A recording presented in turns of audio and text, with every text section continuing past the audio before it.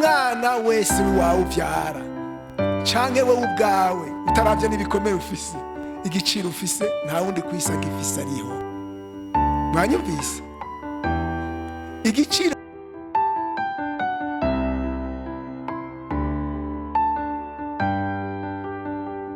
kabonetse, ufise ikibazo araza kubaza, nitwabibabwiye kare ngo muvyandike, ariko uwumva afise ikibazo araza kukibaza. Kandi n'inyuma y'izi nyigisho vy'ukuri nitwohereza kukwigisha gusa, ariko uza kumva afise ica afashwa araza kuronka akanya. Nagoma ntagire ugenda hakiri izo programa. Yesu abahezagire. Kaze.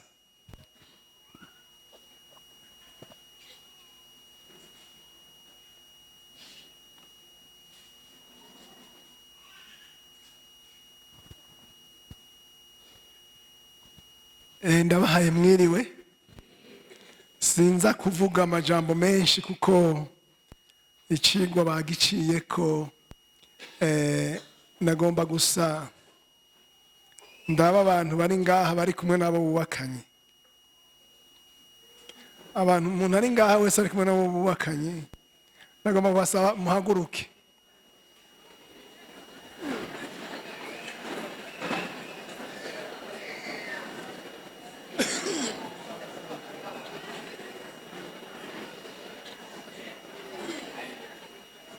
Uno munsi sindi dinamike cyane, nsa n'umuntu agwaye, ngira ngo murabona ko nsa n'umuntu arushe.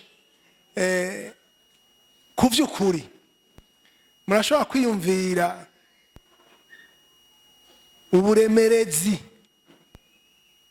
bw'igikorwa Imana yaduhaye, kuko hari aho dutegura ivyigwa nk'ibi ukamengo ni divertissement. Mugabo urashobora kwibaza uburemerezi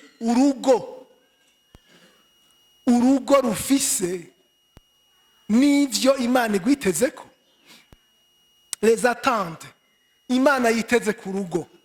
Mwumva ingene biremereye. Umuntu wese ari ngaha yavyaye afise abana, nawe utawazananye n'uwo mubakanye, eske murumva ubwo buremerezi? Murabwumva? Imana ibahezagiye. Nashaka nsubira inyuma gato. Sinza kubatevya kuko naje nta nguvu mfise zo guteba. Iciyumviro c'Imana, l'idée originale y'Imana, nuko vyose ku muntu bizova mu rugo. Muriko muranyumva mbega?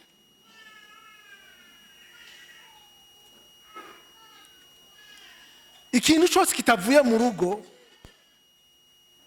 ntigishobora kuba cyo. N'ibikomere turiko turavuga, hari ibikomere yabiciye ko Adronis biva kuko umwana atavyariwe mu rugo. Urugo naravuze ko ari iforoma ikugira ico Imana igomba kuba. Ukuba umuntu ashobora kuba igikoko, asa n'abantu, mugabo atagira ubuntu umuntu abukura mu nzu, mu rugo.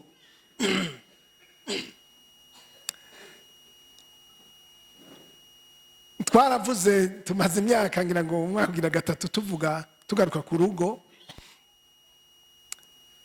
Muravye mw'isi mbere urugo ruriko rurategwa cyane. Ikimbabaza nuko bavyita umwidegemvyo.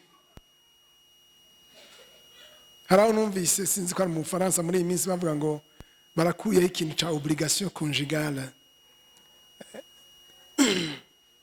Kuko obligation conjugale ivuyeho urugo ruragizene, tuzosigarana utuntu tw'udukoko. Sinzi ko abantu bazokwifata nk'impene naho nyene zo muci. Nibaza yuko twebwe abakijijwe, abantu bazi Imana, tugaruke kuri ku ijambo urugo. Uriya mudamu yavuze ati Imana yavuze ngo si byiza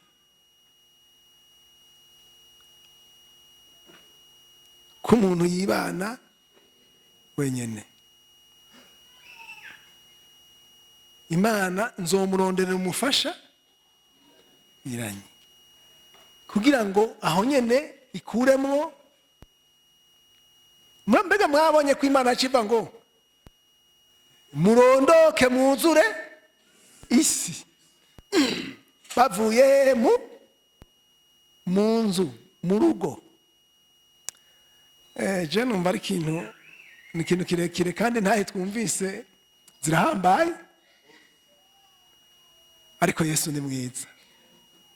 Ego vrema Yesu ni mwiza. Hari abantu arinda apfa ukabona afite imyaka 70 ariko ararira yibutse ingene se yakubita nyina kubera yagumanye igikomere ntigeze aronka ahavurirwa.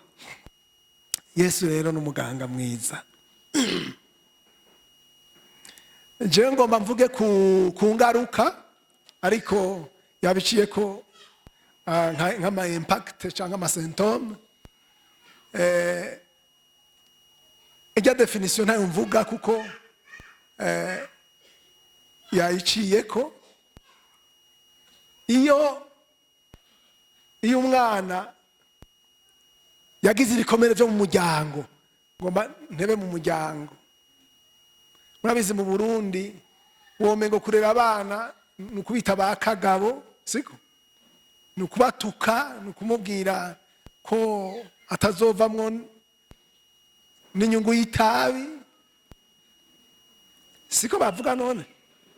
Niko bakunda kuvuga. Umwana ugasanga azi ko atacamaze agacana biza kuvamwo faible estime de soi, akaba umuntu yumva yuko wewe atashashoboye atanico yovamwo, ntiyizigire, akumva ko ari umuntu muto. No mwishuri uwo mwana ntazomenya, abaye wa 20 akubwira ngo nagerageje. Mugabo warukwiye kumenya igituma umwana wawe avuga ko yagerageje yabaye wa 20, kuko birafise igituma ushobora kutamenya. Mugabo cavuye no ku majambo we wamubariye kuva kiri mutoyi. Umwana nk'uyo ntashobora kuzoba umuntu mukuru, ntashobora kuvamo umuntu munini, kuko nta esprit de competitivité iba muri we. Ntiyizigira, ntabona agaciro afise, ntashobora gushika kugutahura ko afise igiciro. Urabona kuvyara umwana ntatahura ko afise igiciro, niwe ubutakaje igiciro, siko? Nagenda bamenyesha yuko mwabavyeyi mufise abana nta kindi kintu ufise ku isi, ico ufise ku isi n'umwana. Mwanyumvise? Ibindi vyose ku isi nta kizosigana izina ryawe atari umwana wawe. Mbega muranyumva?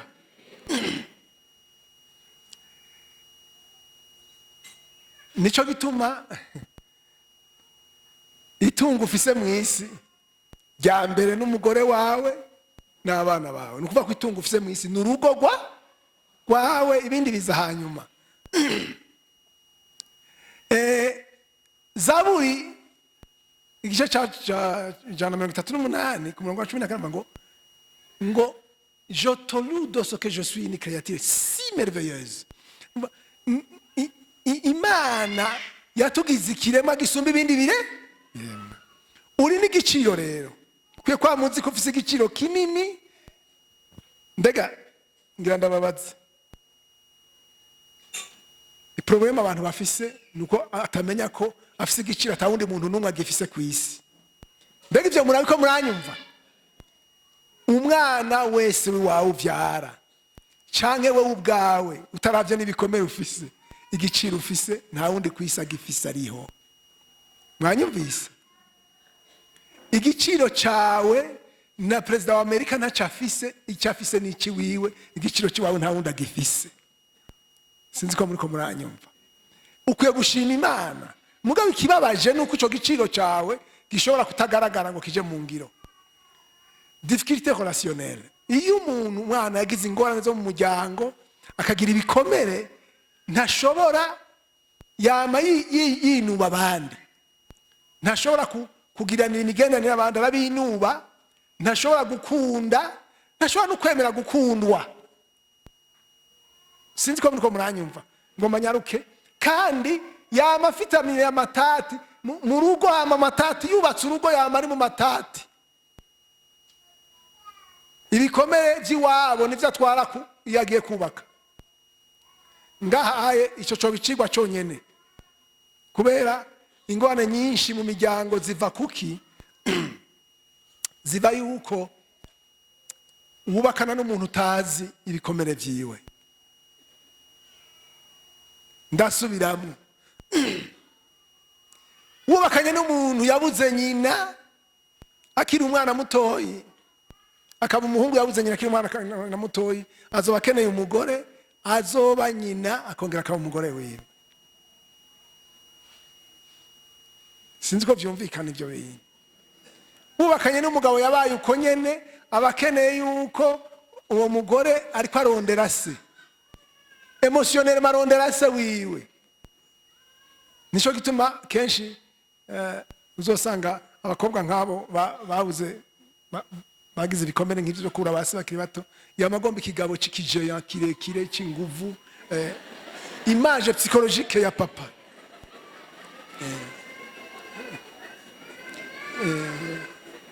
Abafise image psychologique ya papa kuko akeneye refuge, akeneye ahanyegera ntiyaronse, ntigeze yumva sécurité.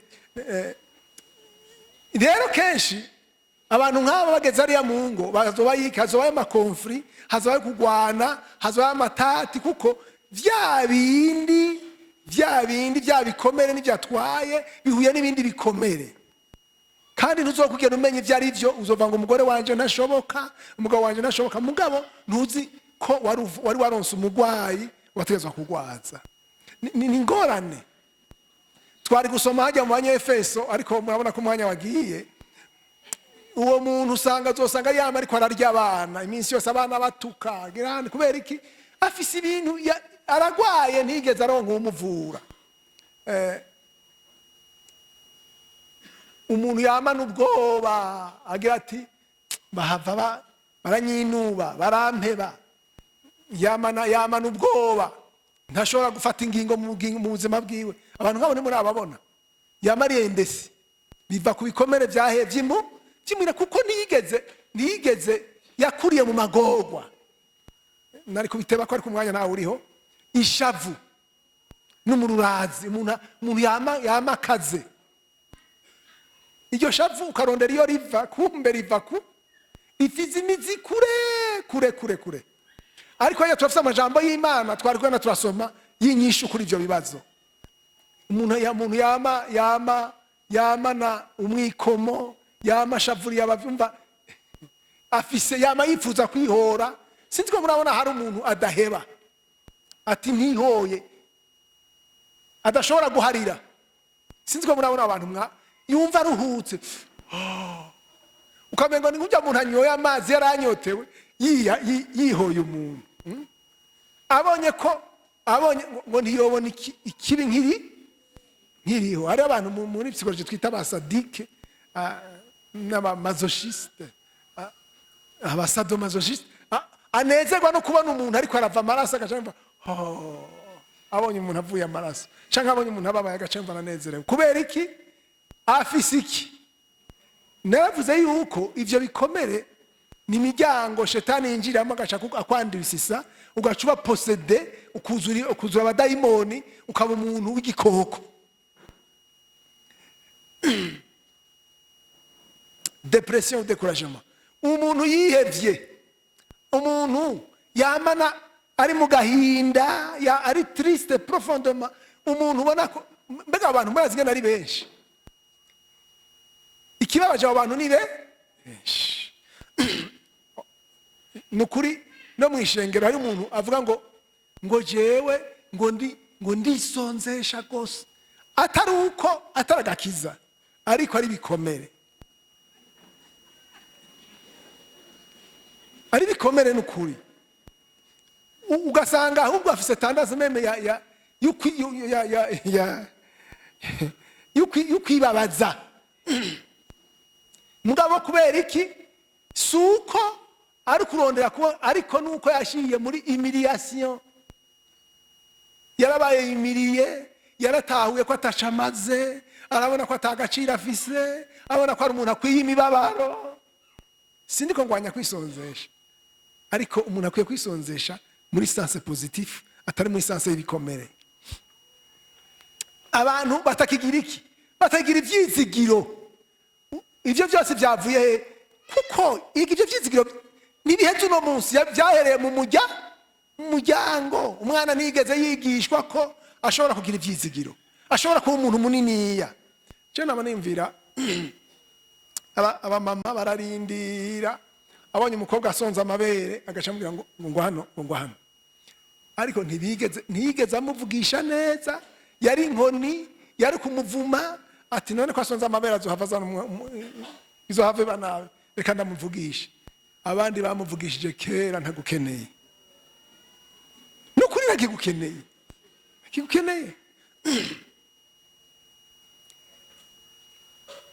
Ugasanga umwana asigaye yarikuye mu bandi bana, arizora, arigungagunga.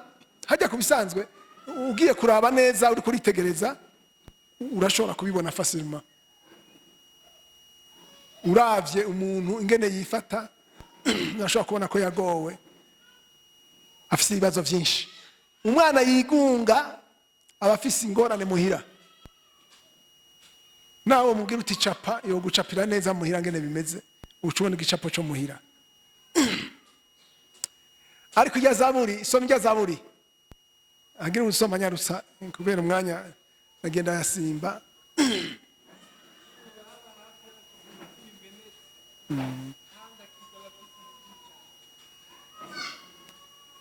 Yesu ntari kure yawe, arakubabaye. Difficulté spirituelle kijyana n'ikintu gihambaye. Abantu bafite ibikomere biragoye nuko bakizwa neza. Kubera iki? Kuko biragoye yuko bize bagirira confiance Imana mu gihe atawundi ibikomere byatumye batigirira confiance. Yego umuntu afitiye confiance Imana yigirira n'abandi. Wogira confiance Imana, wo kwizigira Imana atanu umuntu wizigira wundi numwe. Image déformée de Dieu comme père. Ugasanga ndi ku muntu yashinze ntavuga ati data yarankubita, arankorera ikibi, kugeza naho bavuze Imana ko ari data, avuga nti Imana akaba ari data. Oya, sinshobora kwita Imana data kuko nibuse data ibyo yankoreye. Imana data, oya, bayivuga bayita irindi zina mugabo data. Kubera iki? Ibikomere vyo muhira ikibise yamukoreye. Donc ivyo bica bizana iki? Ni umuntu adashobora gusenga. None wosenga Imana udafitiye inuzeya, udafitiye ivyo utizigiye. Comportement destructeur. Ivyo ni ibintu vy'imuhira biva kuki? Biba byavuye kuri wa mwana yabaye endurci, yakomantaje umutima n'ibikomere vyo mu nzu. Umwana agatangura kugomba kugwana na se akiri muto.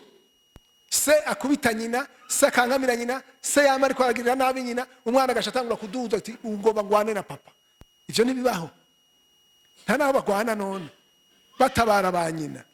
Ugasanga rero uwo mwana mugabo muhira biranse, agaca hungira muri drogue, mu kaboregwe. Agomba kugirane gusuraja ibikomere vyiwe, agomba kubivuza inzoga n'urumogi. Agacaja muri violence. Usanga n'abana bama bariko nacavukamwe abandi n'abasuma n'abicanyi. Kubera iki? Ivyo byose byavuye mu nzu. Umwana adashobora gukora ikintu na kimwe atari responsabilité nimwe. Kubera iki? Kubera kandi ivyo bintu vy'imuhira nivyo bizogaruka. Umukobwa bitwari yagiye kubaka, n'umuhungu bitwari yagiye kubaka. Mbega muriko muranyumva? Icuri nico wagizwe n'abavyeyi. Kiretse waragiriwe ubuntu, Imana ikakugira ikagira ikukigwize. Sinzi ko muriko muranyumva.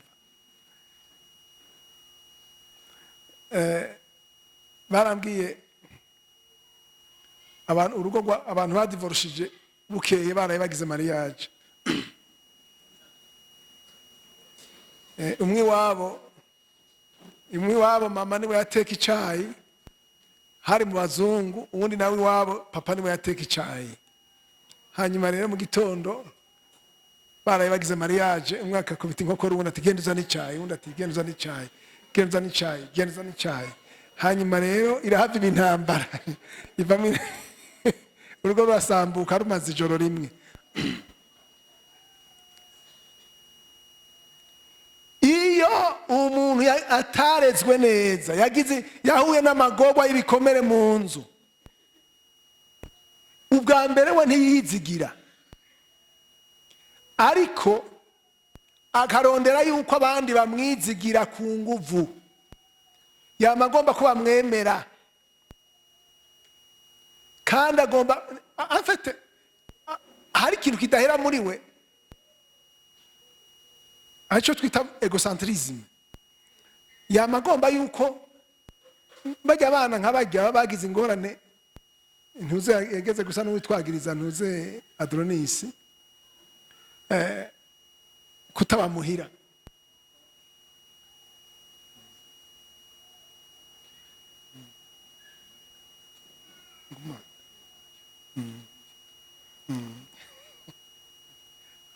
Urumva abagabo badakunda kubamuhira, hari abanywa inzoga akamata abana baryamye cyangwa kandi akagenda bataravyuka, kugeza naho rimwe na rimwe ashobora no kumuyobegwa bahuye mu ibarabara.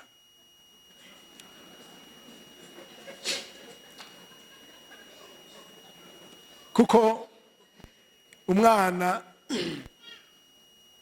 yaba umukobwa w'umuhungu arakenera se muhira kugira ngo yige icyo bita l'homme idéal, agera ahantu yubaha amategeko, kuko se niwe yenkarina l'ordre muhira, niwe la puissance muhira, niho mwana atangura kwiga kubaha amategeko.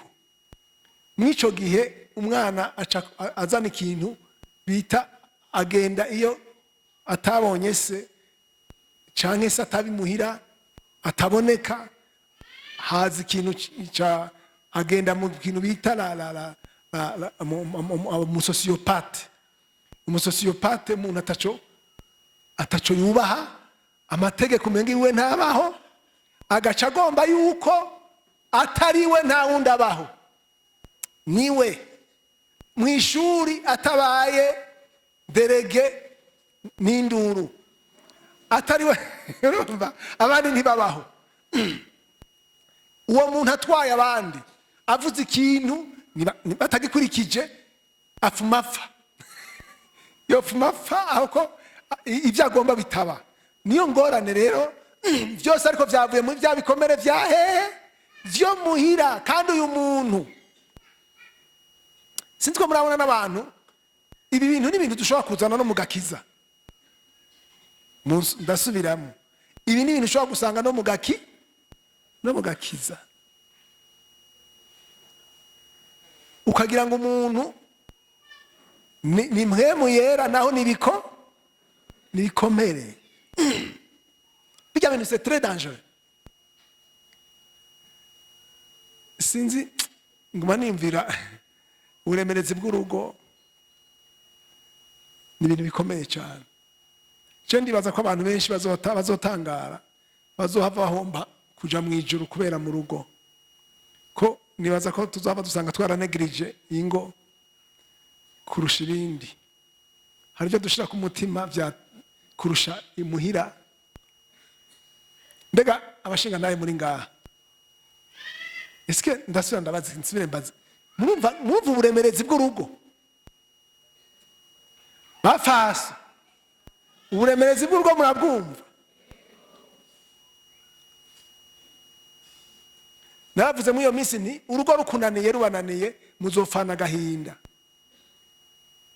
Urugo rukunaniye ufusega abareze neza abi wawe arayiki ari birara umwana akagomba kiga kaba umuntu akagira n'ibintu mugabo ntagirisha amarira abavyeyi kubera iki ibikomere. Imana dufashe.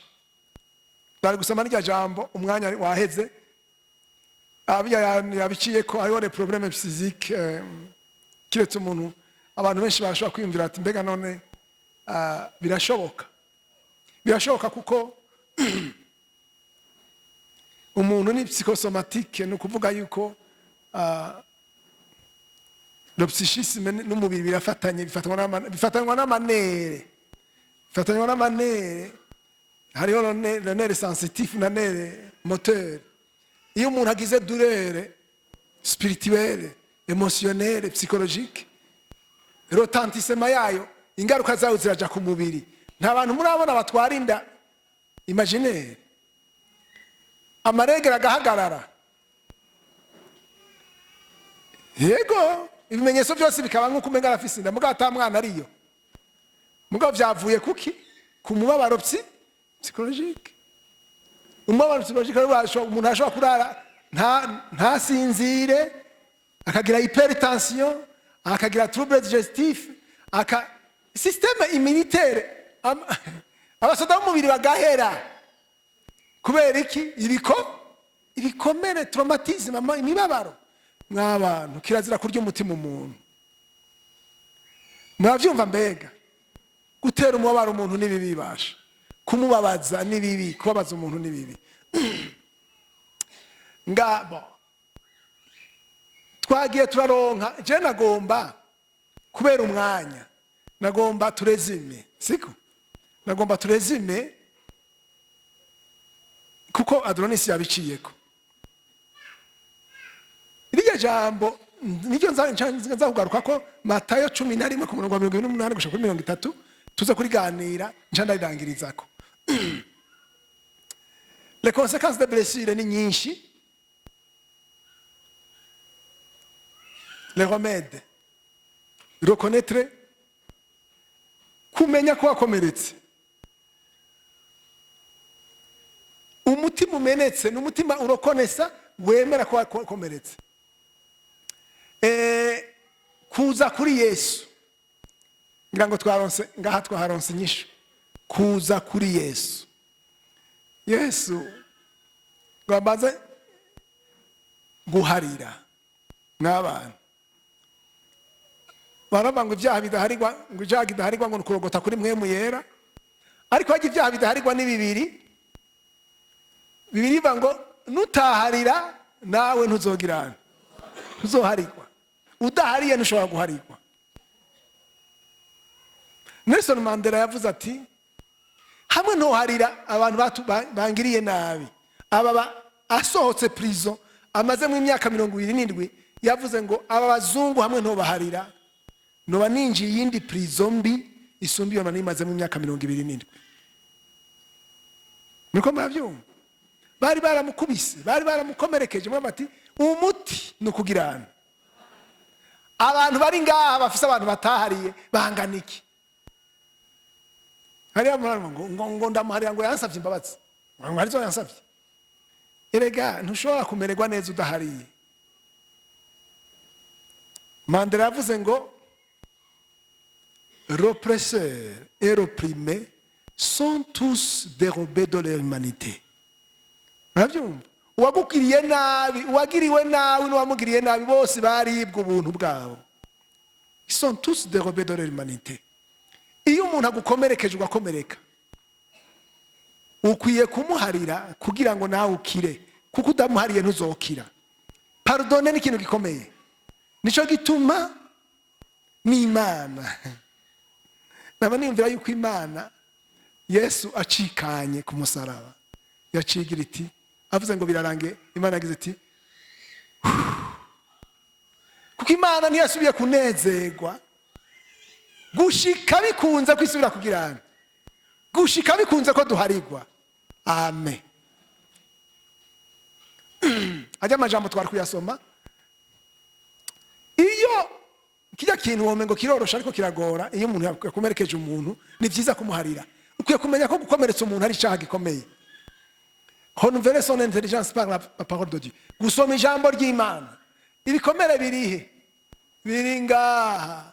Biha umuntu ingene yiyumvira. Akiyumvira sinzi iri jambo riri profond. Ibikomere bihindura ivyiyumviro. Bihindura ingene tubona ibintu. Bihindura no perception. Bihindura no jugement. Bihindura ibintu vyose. Rero kwijambo ry'Imana. Mbere mpwemu yera ni wakora ico gikorwa, navuze nama mvuga nti mpwemu yera akora igikorwa cyo gufuta yandika. Afuta he? Afuta ngaha. Miko muranyumva mbe? Nico gituma je ntemera agakiza emotionnel. Nemera agakiza. Mbega muranyumva? Agakiza ni système de pensée. Agakiza c'est un système de pensée. Ce n'est pas les émotions. Les émotions sont kurikira un système de pensée. Twizera ivyo twizera biri ngaha. Nico gituma ijambo ry'Imana ritegerezwa kuza kuturonuvera, kutunagura, kuduha ibindi vyiyumviro, kuduha ibindi cerveau. Amen. Développer une vie de prière. Ubuzima durere yawe, igikomere cyawe ukagitwara kwande? Kwa Yesu. Kuko Yesu aragifitiye umuti. Kwemera urukundo rw'Imana. Umuntu yakomeretse. Hari umuntu azi ko ata muntu bamukunda. Na yambu womengo urabumurondeza. Kandi ukamengo nukumuhanga kugiye kumuramutsa. Mwabantu mwese muri ngaha. No ngaha abantu bicaye ngaha. Hari abantu bavuga ngo Imana ntibakunda. Sivyo? Ndazi ko ntariko ndabesha. Ngaha hari abantu bagira bati Imana ntidukunda, Imana iratwanga. Mugabo emera urukundo rw'Imana. Imana ibakunda mwese. Niba vraiment mu bintu byose je binezera. Ikintu kinezera nuko nzi neza ko Imana inkunda. Muriko muravyumva? Ce sera qui me libère. Nuko natahuye urukundo rw'Imana n'imbabazi za Yesu. Je suis vraiment libre. Amen. Ndazi ko n'abantu bose bavuga ati turakwanga, Imana ishobora kuva kunyanka. Quelle que soit ma condition. Uko no bameze kose, Dieu m'aime. Amen. Naho ata muntu numwe yompa yambo, ndazi ko Yesu yongwa munda akampa beze. Amen. Puisque nukuri accepter l'amour du Père, quel que soit ibikomere ufise, ivyo waciyemwo, ivyo wagendeyemwo, Imana iragukunda uko nyene uri. Amen. Kandi urafise valere yawe babitweretse. Bangahe bizera ko Imana ibakunda? Amen. Yesu abahezagire. Il t'aime toujours. Amen. Il t'aimera toujours. Igihe cyawe ukuzoba Imana izogukunda. Nagomba s'il vous plaît. Imana izokugera kwirukana n'umunsi n'umwe. Dépose ta douleur kwa Yesu. Ushobora kuba waciye mu bintu byinshi, tu es brisé. Shetani akuzana. Shetani c'est un intimidateur. C'est un accusateur. Mugabo Yesu yavuze ngo muze mwe, mbega muri mwese urimwo. Hajya ni mu gihe ni processus de guérison, ni byiza kuronka umuntu agufasha. Utizeye umuntu numwe urashobora kwize mu bantu bose, niwo buri umuntu umwe ashobora kugufasha, akagufasha muri processus de guérison, akagufasha ngene wokira, akakwereka inzira. Restaurer les relations familiales. Mes chers amis, ushobora kubura ngaha utabanye neza n'umugabo wawe, utabanye neza n'umugore wawe. Bashinga naye nukuri nta rindi tungo ufise atari umugore wawe musangiye abana. Ndasubiramwo, nta rindi tungo ufise atari umugore wawe musangiye abana. Nta yindi nzira ufise atari uko wumvikana n'umufasha wawe mukarera abana. Imana izobibabaza. Muranyumva? Umuntu perpetuite yiwe kuguma abaho ku isi nuko urugo rwiwe ruguma ruriho. Amen. Image y'umuntu iguma mu rugo. Nico gituma mu Kirundi bava ngo hajya ni kwa naka. Siko baguma bahitirira umusekuru wa kera. Ndabasabe, nta kintu na kimwe cotuma abana bagorwa bagira ibikomere ataco bazovamwo. Nta prix iriho mutopeya. Amen. Mbega muranyumva? Ntaco utoriha ngo urugo rwawe rumerwe neza. Ndiko nigisha abo bazabwira nti umugore wawe nurya muri kumwe mu nzu, nurya babasengeye, nurya mwandikanywe, abandi bose nibisamama njojo nibisuma nibi.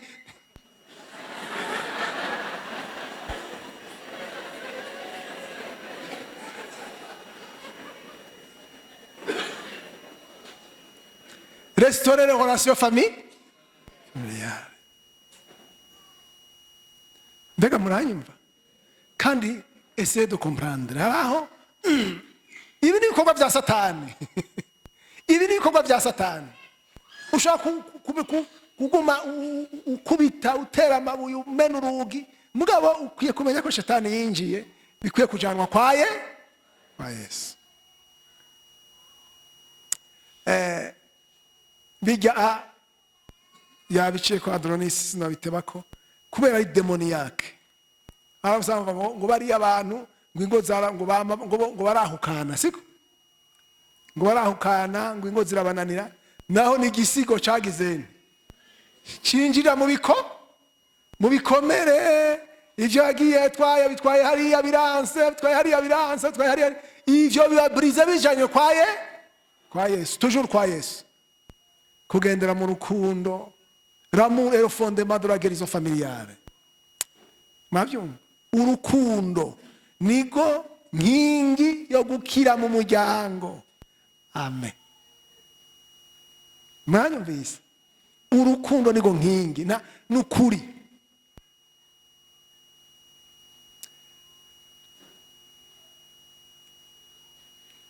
Ukagumako kugeza ukize. Ibi byari gufata umwanya muremure ariko ngomba ngarukire harya kubera umwanya, kuko ibi bintu biguma bigaruka bifise ingufu nyinshi.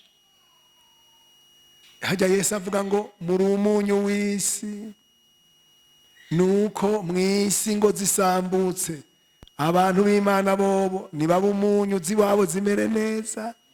Muri itara, siko iryo tara riko gitereko caryo, twebwe iziwacu zigirene zibe nziza, ziri mu rukundo, zirimo gusenga, hanyuma baza kutuvoma ko rero tubaronkere umuti. Matayo yanje navuga tuyiherezeko 28 11 plutôt, Matthieu 11.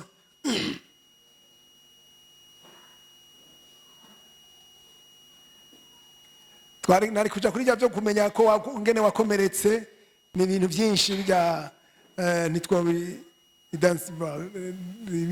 harimo ibintu bitari bike, ariko sinobija ko nitwo batukiva ngaha. Ariko reka tuvuge rya jambo ry'Imana ingene dushobora gukira, sino amateori ni menshi. Soma ubutumwa bwiza nk'uko bwanditswe na Matayo igice cya 11 umurongo wa 28.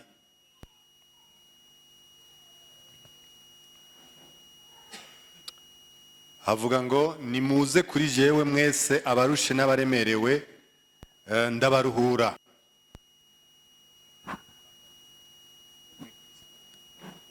umurongo wa 29 uvuga ngo mwiremeke ingogo yanje munyigireko kuko ndi umugwaneza niyoroheje mu mutima namwe muzoronka uburuhukiro bw'imitima yanyu.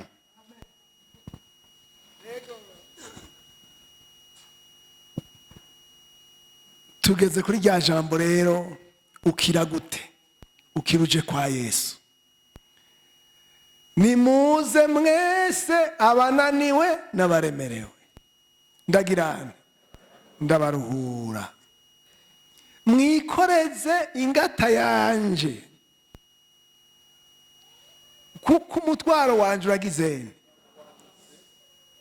namwe muzoronka uburuhukiro bw'imitima yanyu. Mu isezerano rya kera bari bafise isabato y'umubiri, siko? Yesu nawe avuze isabato y'umutima. Abantu bafise ibaremereye, ibikomere, ibintu byinshi baze. Amen.